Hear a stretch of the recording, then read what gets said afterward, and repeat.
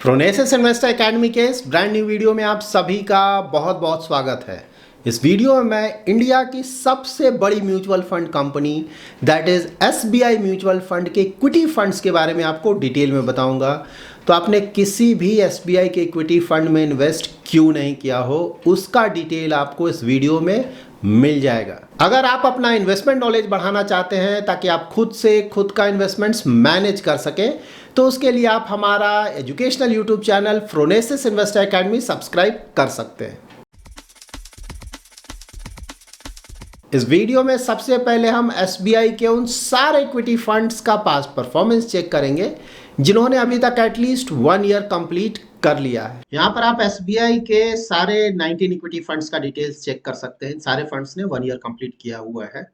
तो यहाँ पर आप इन फंड्स का AUM that is asset under management और रिटर्न्स चेक कर सकते हैं, past returns across 1 year, 3 year, 5 year and 10 year. और साथ ही आप इन सारे होराइजन्स में इनके बेंचमार्क का रिटर्न्स भी चेक कर सकते हैं। तो यहाँ पे जो ऊपर के फंड्स हैं वो सारे डाइवर्सिफाइड फंड्स हैं। नंबर 9 तक जो फंड्स हैं वो डाइवर्सिफाइड फंड्स हैं। और उसके नीचे जो फंड्स हैं जिसे मैंने हाईलाइट किया हुआ है, सारे फंड्स या तो सेक्टर फंड्स हैं या थीमेटिक फंड्स हैं। तो यहाँ पे सबसे पहले ऑफ कोर्स हम देखेंगे कि इन फंड्स का परफॉर्मेंस कैसे है। तो परफॉर्मेंस आप कैसे चेक करेंगे फंड्स का? तो आप परफॉर्मेंस उन फंड का उनके बेंचमार्क के साथ चेक करेंगे। अगर बेंचमार्क से ज्यादा, लाइक ये बेंचमार्क का रिटर्न है 1 ईयर का और यहाँ पे 1 ईयर का इस फंड का रिटर्न है, तो अगर बेंचमार्क से ज्यादा रिटर्न जनरेट कर रहा है ये फंड, तो ये फंड एक अच्छा फंड माना जाएगा। सिर्फ ऐसा नहीं सिर्फ एक साल बीट कर ले तो अच्छा फंड हो जाएगा। कंसिस्टेंटली ज्यादातर होराइजन्स में अगर कोई फंड अपने बेंचमार्क को बीट कर पा रहा हो तो उस फंड को हम अच्छा फंड बोलते हैं। लाइक अगर आप एसबीआई ब्लू चिप फंड का करंट परफॉर्मेंस चेक करें तो देखिए 1 ईयर में ये बेंचमार्क से ज्यादा रिटर्न ला रहा है, 3 ईयर में भी बेंचमार्क से ज्यादा रिटर्न ला रहा है, 5 ईयर में बेंचमार्क के बराबर ही रिटर्न है, ना कम है ना ज्यादा है, जबकि 10 ईयर में भी बेंचमार्क से ज्यादा रिटर्न जनरेट कर पा रहा है। तो yes, current performance wise SBI blue chip fund को हम एक अच्छा फंड बोल सकते हैं। हाँ, यहाँ पे आप ध्यान में रखें कि जो भी फंड्स है सिर्फ एसबीआई के फंड है। तो अच्छा फंड, खराब फंड, ये सिर्फ एसबीआई का है। यहाँ पे मैंने सारे फंड्स के साथ इनका कंपैरिजन नहीं किया है क्योंकि ये जो वीडियो है सिर्फ एसबीआई म्यूचुअल फंड के लिए है। सिमिलरली अगर आप नीचे जाएंगे तो SBI Magnum mid cap fund का परफॉर्मेंस अच्छा है। इनफैक्ट उन सारे रिटर्न्स को मैंने रेड कलर से हाईलाइट किया हुआ है जहां पर ये फंड उस पीरियड में अपने बेंचमार्क को बीट नहीं कर पा रहे हैं। तो एसबीआई स्मॉल कैप आपको पता है बहुत अच्छा फंड है, लेजेंडरी फंड है, इनफैक्ट सालों से काफी अच्छा रिटर्न जनरेट कर रहा है। लेकिन फिलहाल अगर आप परफॉर्मेंस देखें तो 1 ईयर का इनका रिटर्न है 26.7%। रिटर्न तो काफी अच्छा है, ऑलमोस्ट 27% का। लेकिन ये फंड अपने बेंचमार्क को बीट नहीं कर पा रहा है क्योंकि बेंचमार्क का रिटर्न तो 30% से भी ज्यादा का है। 3 ईयर में भी अगर आप देखें तो बेंचमार्क से थोड़ा कम रिटर्न है। लेकिन हाँ, 5 ईयर और 10 ईयर में अभी भी ये फंड अपने बेंचमार्क को काफी बड़े मार्जिन से बीट कर पा रहा है। तो नियर टर्म में इस फंड में थोड़ा अंडर परफॉर्मेंस आया है। SBI large and mid cap का परफॉर्मेंस ठीक है, देखिए सारे होराइजन्स में अपने बेंचमार्क को बीट कर रहा है।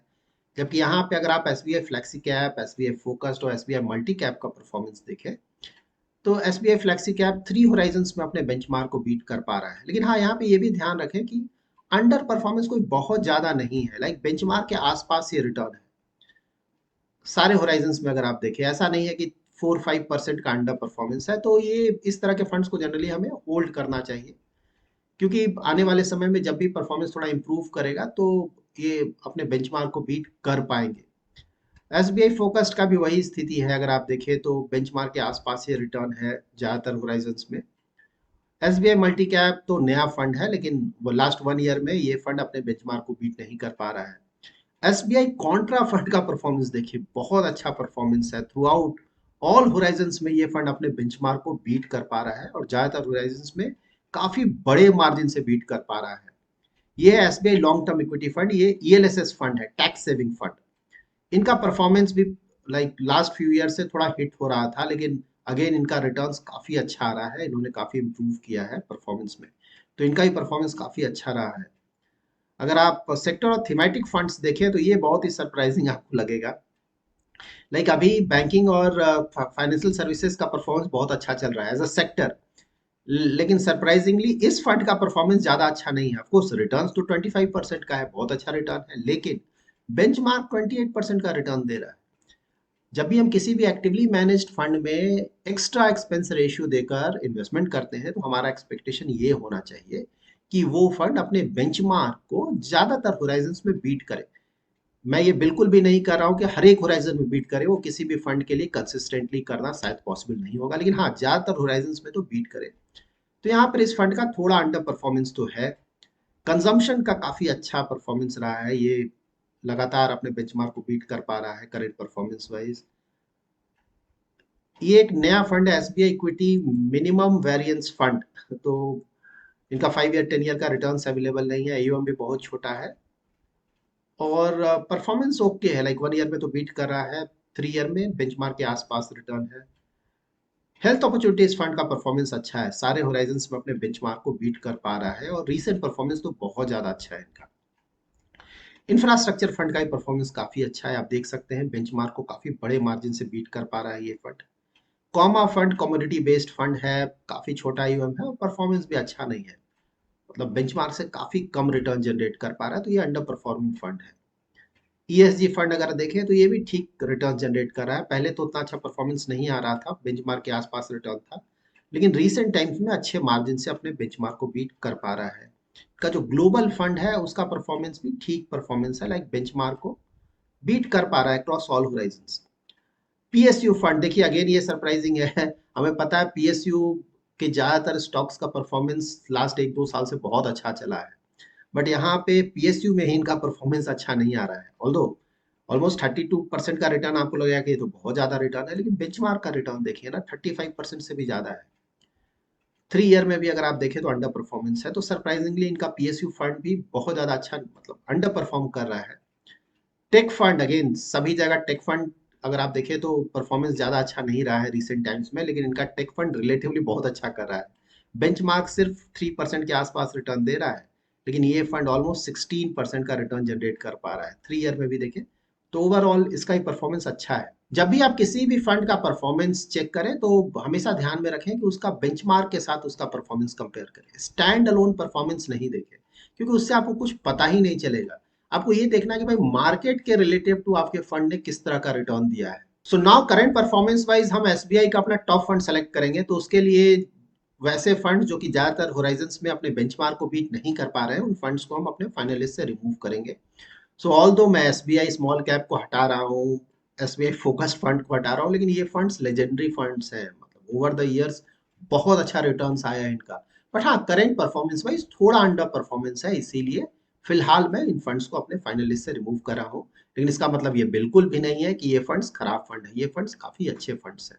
तो ये है हमारे टॉप 5 फंड्स, फिलहाल परफॉर्मेंस वाइज यही टॉप 5 फंड्स हैं एसबीआई के हमारे सामने।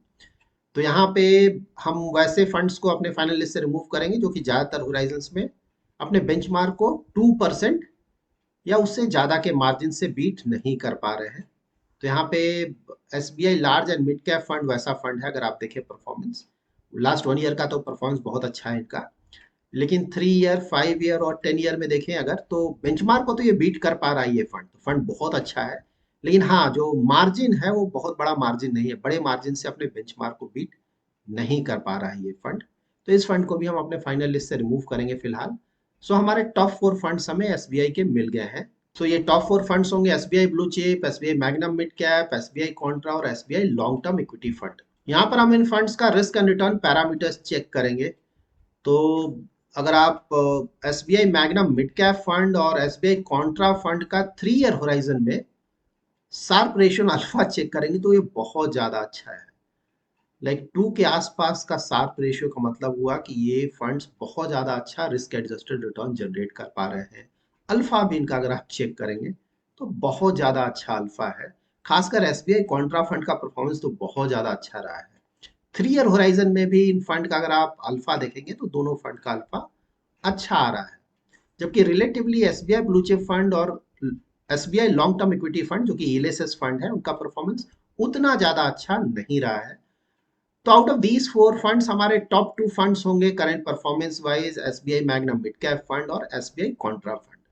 यहाँ पर आप इन दोनों फंड्स का परफॉर्मेंस चेक कर सकते हैं। तो दोनों ही फंड्स ने अक्रॉस ऑल होराइजन्स अपने बेंचमार्क को बीट किया है, और खासकर एसबीआई कॉन्ट्रा फंड का तो परफॉर्मेंस बहुत ज़्यादा अच्छा रहा है। ऑफ कोर्स ये परफॉर्मेंस क्यों आ रहा है, जब हम इनका पोर्टफोलियो चेक करेंगे तो उससे क्लियरली पता चल जाएगा। यहाँ पर आप इन दोनों फंड्स का expense ratio, portfolio price to earning, annual turnover, equity allocation और फंड मैनेजर डिटेल्स चेक कर सकते हैं।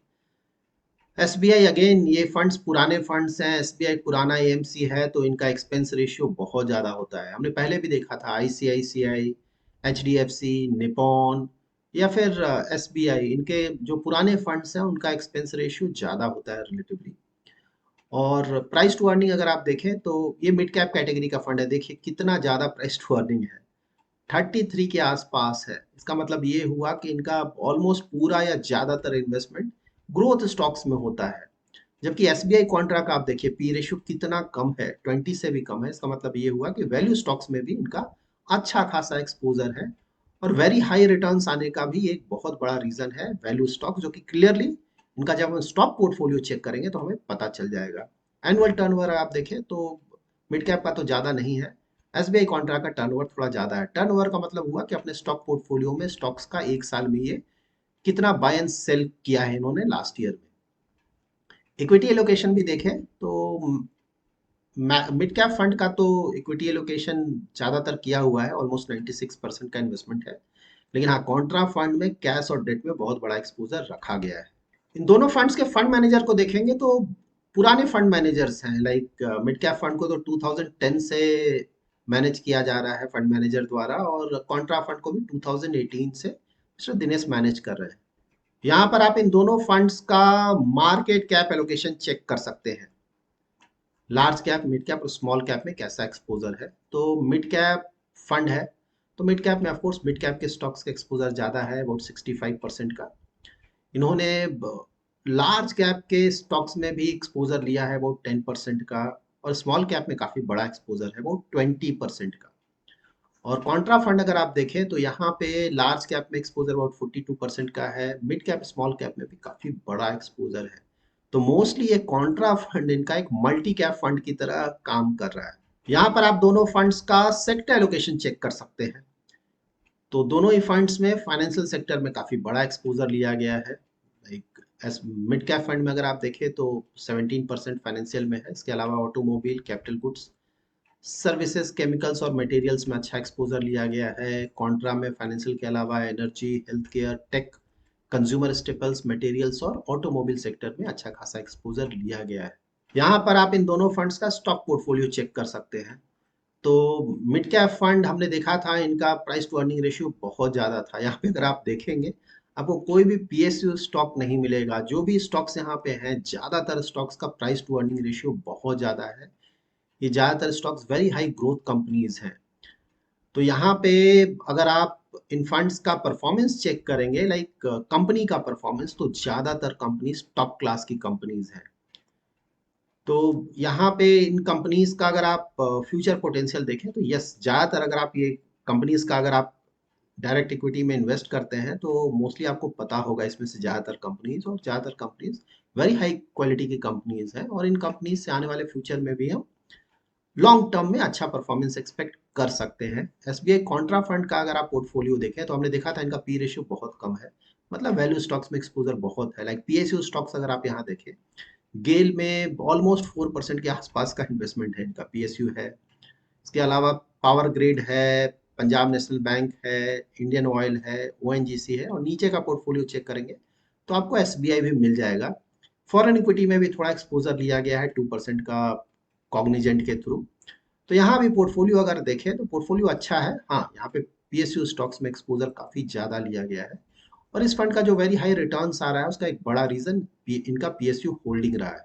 अभी हमने एसबीआई के इक्विटी फंड्स का जो डिटेल्स चेक किया है उससे क्वाइट क्लियर है कि एसबीआई के ज़्यादातर इक्विटी फंड्स का परफॉर्मेंस फिलहाल काफ़ी अच्छा है। हाँ, कुछ इनके फंड्स हैं जो कि काफ़ी अच्छे फंड्स हैं, उनका थोड़ा अंडर परफॉर्मेंस है, लेकिन वो अंडर परफॉर्मेंस कोई बहुत ज़्यादा नहीं है, तो हमारे लिए कोई मेजर कंसर्न नहीं होना चाहिए। एसबीआई के सारे इक्विटी फंड्स में करंट परफॉर्मेंस वाइज इनके कॉन्ट्रा फंड का परफॉर्मेंस बहुत ज़्यादा अच्छा है, उसका मेन रीज़न रहा है इनका market cap allocation, multi cap fund की तरह अपना इन्वेस्टमेंट कर रहे हैं, मिड कैप स्मॉल कैप में काफ़ी बड़ा एक्सपोजर है, और साथ ही वैल्यू स्टॉक्स उसमें भी PSU स्टॉक्स में इनका एक्सपोजर काफ़ी ज़्यादा है। किसी भी कॉन्ट्रा फंड में इन्वेस्टमेंट करते वक्त आप ये ध्यान में रखें कि एक कॉन्ट्रा बेट लेते हैं। कॉन्ट्रा बेट का मतलब ये हुआ कि मोस्टली ये अपना इन्वेस्टमेंट उस तरह के सेक्टर से स्टॉक्स में करते हैं जो कि करंटली कोई बहुत ज़्यादा अच्छा नहीं कर रहे हैं, लेकिन आने वाले फ्यूचर में ये एक्सपेक्ट किया जाता है कि वो काफ़ी अच्छा परफॉर्मेंस देंगे।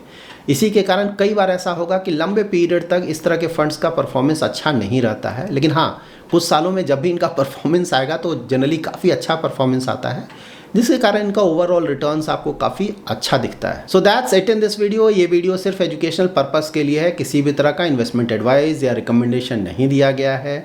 आप किसी भी फंड में अपना इन्वेस्टमेंट करना चाहते हैं, उससे एग्जिट करना चाहते हैं, या फिर आप जो कुछ भी करना चाहते हैं, तो आप खुद का रिसर्च ज़रूर करें या फिर अपने सेबी रजिस्टर्ड इन्वेस्टमेंट एडवाइज़र से कंसल्ट करें। Thanks lot for watching.